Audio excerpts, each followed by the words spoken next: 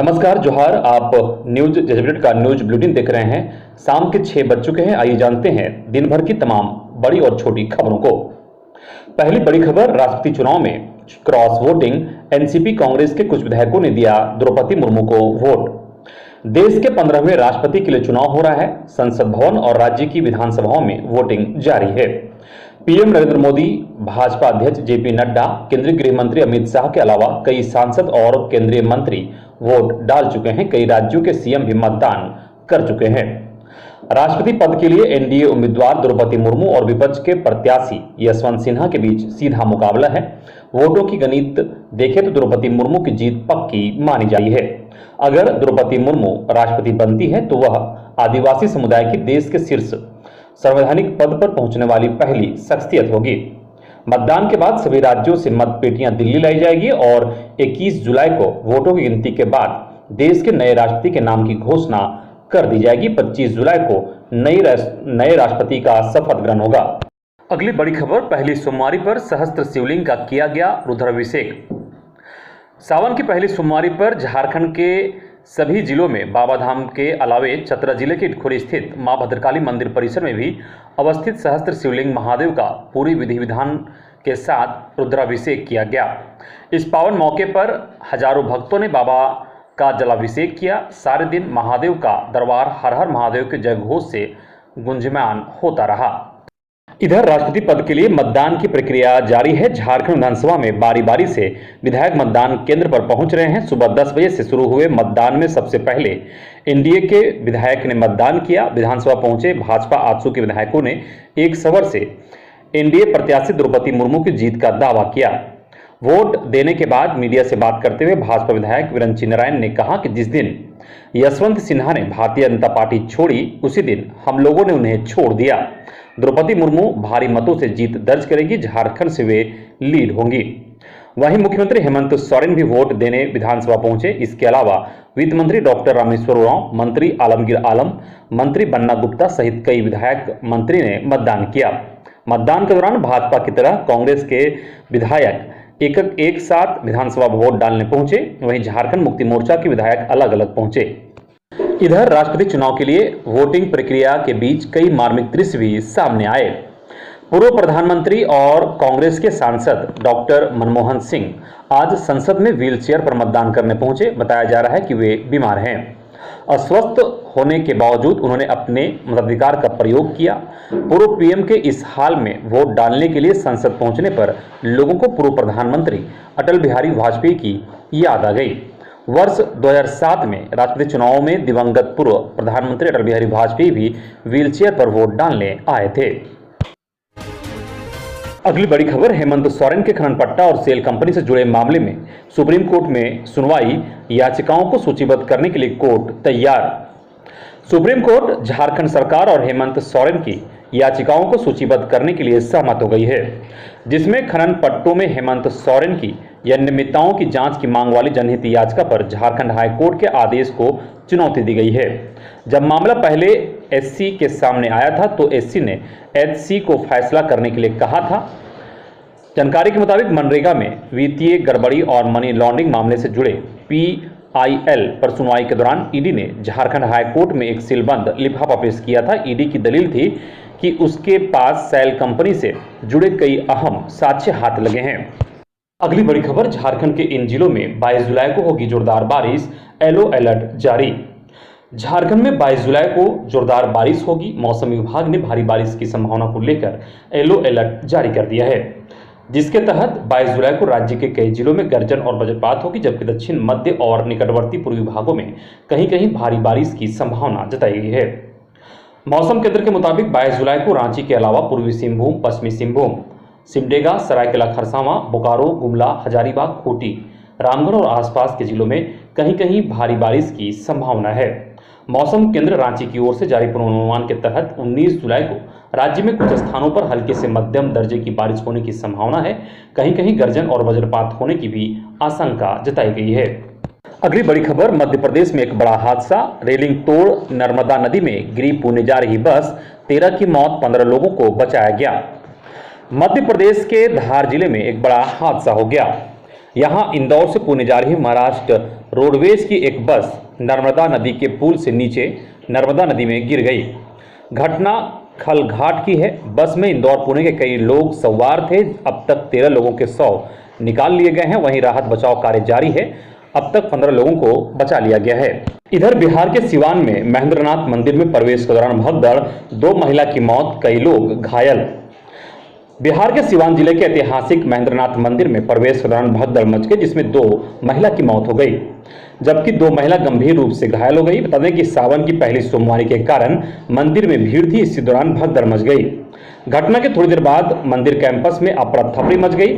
स्थानीय लोगों ने घायल महिलाओं को सिवान के सदर अस्पताल में भर्ती कराया, जहां उनका इलाज चल रहा है। बताया जा रहा है कि सावन की पहली सोमवारी की वजह से भगवान शिव पर जलाभिषेक करने के लिए श्रद्धालुओं की भीड़ भारी उमड़ी थी।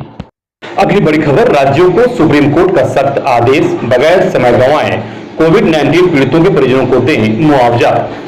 सुप्रीम कोर्ट ने सोमवार को सभी राज्यों व केंद्र शासित प्रदेशों को निर्देश दिया है कि कोविड-19 के पीड़ितों को परिवार वालों को समय बर्बाद किए बिना मुआवजा दिया जाए।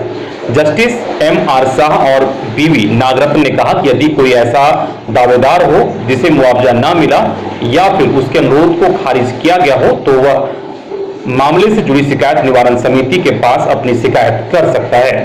कोर्ट ने समिति को भी सख्त लहजे में आदेश दिया कि शिकायत पर 4 सप्ताह के भीतर सुनवाई हो जानी चाहिए। कोर्ट में एक याचिका पर सुनवाई हो रही थी, जिसमें आंध्र प्रदेश सरकार द्वारा राज्य आपदा प्रबंधन बल से फंड का ट्रांसफर अपने व्यक्तिगत खाते में किया गया था। अगली बड़ी खबर, झारखंड में सहायक अभियंताओं की नियुक्ति प्रक्रिया 7 वर्ष में पूरी नहीं हो पाई। पहले परीक्षा से संबंधित मामले न्यायालय में जाने के कारण नियुक्ति नहीं हो पाई, तो अब न्यायालय से हरी झंडी मिलने के बाद झारखंड लोक सेवा आयोग में अध्यक्ष नहीं होने से नियुक्ति प्रक्रिया पूरी नहीं हो पा रही है। इसे लेकर अभ्यर्थियों ने रविवार को इंटरनेट, मीडिया, ट्विटर पर अभियान चलाकर शीघ्र नियुक्ति प्रक्रिया पूरी करने की मांग झारखंड के राज्यपाल रमेश बैस और मुख्यमंत्री हेमंत सोरेन से की। अभ्यर्थियों के अनुसार नियुक्ति प्रक्रिया 4 बार उच्च न्यायालय तक 1 बार उच्चतम न्यायालय के समक्ष पहुंचने के बाद भी अभी तक अंतिम रूप में नहीं ले सकी है। अब जब सारी नियुक्ति प्रक्रिया को न्यायालय से हरी झंडी मिल चुकी है तो जेपीएससी अध्यक्ष विहीन हुआ पड़ा है। इधर देवघर में पहली सोमवारी को लेकर बाबाधाम में कांवरियों की उमड़ी भीड़। श्रावण माह की पहली सोमवारी को देवघर के बाबा मंदिर में कांवरियों से पट गया। बोलबम के नारे से गुंजयमान क्षेत्र में हर तरफ कांवरियों ही कांवरियां नजर आ रहे हैं। बाबाधाम परिसर में कांवरियों की इतनी भीड़ है कि तिल रखने की जगह तक नहीं दिख रही। सुरक्षा और सुविधा के लिहाज से जिला प्रशासन पहले से ही मुस्तैद है। पहली सोमवारी को करीब 2 लाख कांवरियों के आने का अनुमान है। अगली बड़ी खबर, झारखंड के पंचखेरू जलाशय हादसे में अब तक 600 बरामद, रेस्क्यू ऑपरेशन जारी। कोडरमा जिले के मरकच्चो प्रखंड मुख्यालय स्थित पंचखेरू जलाशय में हुए नौका हादसे में 8 लोग डूब गए थे। डूबे लोगों के शव की बरामदगी के लिए एनडीआरएफ की टीम सुबह 6 बजे से रेस्क्यू ऑपरेशन चला रही है। अब तक कुल 600 बरामद किए जा चुके हैं। डूबे लोगों में से सीताराम यादव, सेजल कुमारी, अमित, राहुल कुमार और शिवम कुमार के शव को निकाला जा चुका है। जानकारी के मुताबिक एनडीआरएफ की ओर से रेस्क्यू ऑपरेशन अब भी जारी है। अगली बड़ी खबर, हिट एंड रन मामले के 40 लाख रुपये लैप्स, जागरूकता के अभाव में परिजन नहीं करते हैं आवेदन। झारखंड में हिट एंड रन मामलों में मृतक के परिजनों को पैसा बिना मिले ही 40 लाख रुपये लैप्स कर गया, जबकि हिट एंड रन मामले के मृतक के परिजनों को 2 लाख रुपये देने का प्रावधान है। 1 अप्रैल से मुआवजा की राशि को 25,000 से बढ़ाकर 2 लाख रुपये कर दिया गया है। इसके बावजूद 5 सालों में सिर्फ 20 मामलों में ही लोगों को मुआवजा दिया गया। 2021 में 13 मामलों में परिजनों को मुआवजा मिला। इन 13 मामलों में 92,05,000 रुपये का भुगतान किया गया। बीते 5 सालों में 563 मामले ऐसे हैं जो हिट एंड रन केस के दायरे में है, मगर परिजनों द्वारा रोड सेफ्टी डिपार्टमेंट को आवेदन न के बराबर मिला, यानी कि 1% भी आवेदन नहीं मिला। इधर पुरानी पेंशन व्यवस्था लागू होने पर निकाली आभार यात्रा। झारखंड सरकार के कैबिनेट में पुरानी पेंशन व्यवस्था लागू होने से वर्ष 2004 के बाद नियुक्त सरकारी कर्मचारियों की मांग पूरी हो गई। यह व्यवस्था होने से मांग कर रहे सरकारी कर्मियों में खुशी दोगुनी हो गई। रंग गुलाल लगाकर और मिठाई बांटकर कर्मी खुशी मना रहे हैं। वहीं रविवार को गुमला के परमवीर अल्बर्ट एक्का स्टेडियम से गुमला टावर चौक तक सरकार के प्रति आभार यात्रा निकाला गया। अगली बड़ी खबर, रांची के सीएमएस कंपनी का 1,81,00,000 रुपए लेकर भागने के मामले में ब्रांच मैनेजर पर शक, पूछताछ जारी। रांची के अरगोड़ा थाना क्षेत्र स्थित सीएमएस कंपनी का 1,81,00,000 रुपए लेकर फरार होने के मामले में कंपनी को ब्रांच मैनेजर अभिजीत कुमार पर शक है। कंपनी के द्वारा अरगोड़ा थाना को बताया गया है कि इस कांड में मैनेजर का भी हाथ हो सकता है। पुलिस इस बिंदु पर गंभीरता से जांच कर रही है। अरगोड़ा थानेदार ने बताया कि रविवार को कंपनी के द्वारा लिखित आवेदन दिया गया है। अभी तक 1,81,00,000 रुपए लेकर फरार होने का मामला सामने आया है। अगली बड़ी खबर, एमओ एवं एजीएम के वेतन से होगी डुमरिया और मुसाबनी एसएफसी गोदाम में खराब हुए खाद्यान्न की भरपाई। उपायुक्त विजया यादव जमशेदपुर ने रविवार को डुमरिया एवं मुसाबनी प्रखंड में स्थित राज्य खाद्य निगम के गोदामों का औचक निरीक्षण किया। इस दौरान उन्होंने पहले डुमरिया में बने गोदाम का निरीक्षण के क्रम में खाद्यान्न के उठाव एवं स्टॉक की व्यवस्था पर कड़ी नाराजगी जताई।